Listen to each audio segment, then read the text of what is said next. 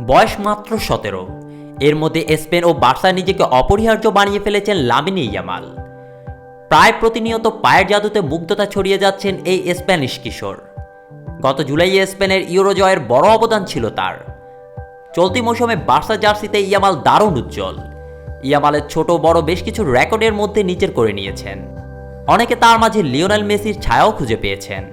বিশেষ করে মেসির কোলে শিশু ইয়ামালের একটি ছবি ভাইরাল হওয়ার পর দুজনকে ঘিরে আলোচনা দারুণভাবে জমে উঠেছিল। ইয়ামালের পথ চলাটা অবশ্য কেবল শুরু। মেসির কাছাকাছি যেতে হলেও এখনও লম্বা ও কঠিন পথ পাড়ি দিতে হবে তাকে।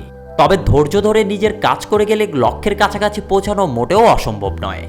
সাম্প্রতিক বার্সা কোচ হান্সি ফ্লিকও ইয়ামালের সেরাদের একজন হয়ে ওঠা নিয়ে কথা বলেছেন। ইয়ামালকে নিয়ে নিজের ভাবনা জানাতে গিয়ে ফ্লিক বলেছেন, আমার মনে হয় লামিনে ইয়ামাল তার বয়সের তুলনায় বেশ উঁচু স্তরে আছে। তবে তার এখনও উন্নতির সুযোগ আছে এবং সে সেটা করতে পারে। দিনের পর দিন তাকে অনুশীলন করতে দেখাটা দারুণ ব্যাপার। তাকে এগিয়ে যেতে হবে, উন্নতি করতে হবে এবং কঠোর পরিশ্রম করতে হবে। একজন চ্যাম্পিয়ন হতে চায়, তবে তার বিশ্রাম নেওয়া যাবে না। তাকে প্রতিনিয়ত এগিয়ে যেতে হবে।